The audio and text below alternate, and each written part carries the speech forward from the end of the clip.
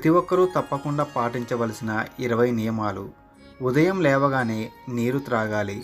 పెరుగుతో ఏ ఆహారాన్ని భుజించరాదు. అట్లే పెరుగును తినరాదు. భోజనం తర్వాత స్నానం చేయకూడదు. స్నానం చేసే సమయంలో పైనుంచి రుద్దుకుంటూ స్నానం చేయరాదు. ఇలా చేస్తే కామం వృద్ధి చెందుతుంది. అడ్డదిడ్డంగా రుద్దుతూ స్నానం ముగించాలి. పగటిపూట భార్యతో కలవరాదు. అలాగే వెలుతురు లేని చోట చదవరాదు. అలాగే లేవగానే కూడా చదవరాదు. లేవగానే కాళ్ళు నేలకి తాకకుండా వంగి భూమిని తాకి నమస్కరించాలి. ఇలా చేయడం వల్ల శరీరంలోని విషశక్తి భూమిని ఆకర్షించి స్వచ్ఛమైన శక్తి మనలోకి వస్తుంది. కొంతసేపు ధ్యానం తప్పక చెయ్యాలి.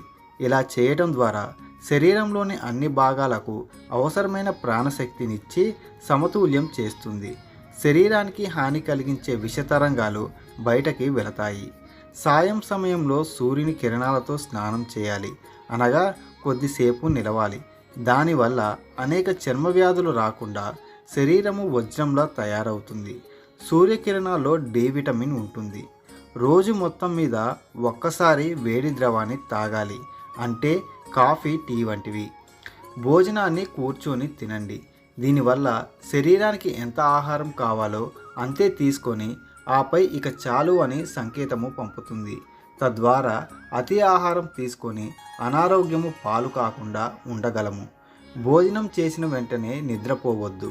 అలా నిద్రపోతే మీతో పాటు ఆహారాన్ని శుద్ధి చేసి రక్తంగా మార్చాల్సిన అవయవాలు నిద్రిస్తాయి.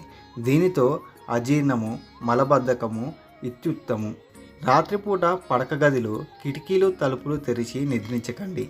తలుపులు తెరిచి నిద్రిస్తే చోరుల వల్ల, కిటికీలు తెరిచి నిద్రిస్తే చలికాలంలో రోగాలు వచ్చే అవకాశం ఉంది.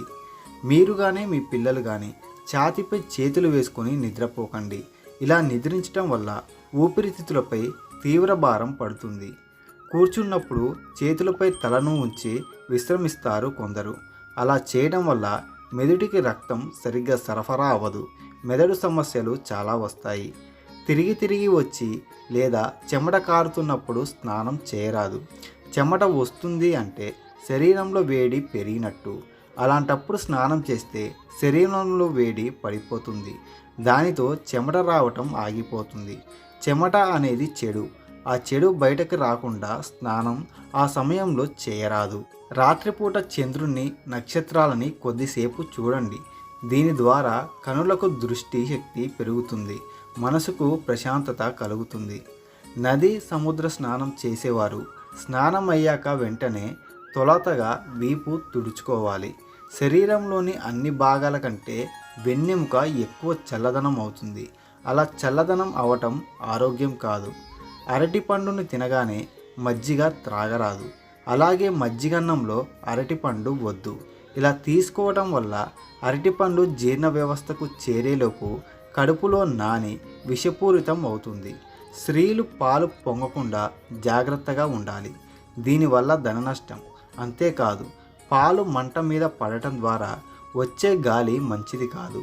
పాలు పొంగించటం వేరు, మంట ఆరిపోయేదాకా పాలు పొంగిపోవటం వేరు. భర్తకు, పిల్లలకు, బంధువులకు, అతిథులకు స్త్రీలు గాజులు వేసుకోకుండా వడ్డించకూడదు. వడ్డిస్తున్నప్పుడు ఆ గాజుల తాకిడికి వచ్చే చిరు శబ్దాలు కనిపించని క్రిములను దూరంగా నెట్టివేస్తాయి. స్త్రీలు నడుముకు కింద భాగంలో బంగారపు నగలు ధరించరాదు. పై భాగాన ధరించిన బంగారు నగలకి తగిలిన గాలి మంచిది. నడుం కింది భాగం మలమూత్రాలకి సంబంధించిన ప్రాంతము. ఆ ప్రాంతానికి తగిలిన గాలి బంగారాన్ని తాకితే విషగాలి అవుతుంది. దానికి తోడు బంగారం లక్ష్మీ స్వరూపము. తేనె, నెయ్యి కలిపిని భుజించరాదు.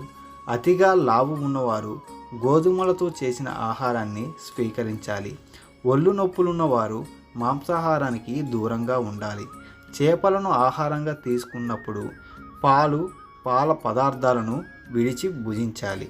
పాలతో అరటిపండును, వేరుశెనక్కాయలతో బెల్లముతోనూ తీసుకోవాలి.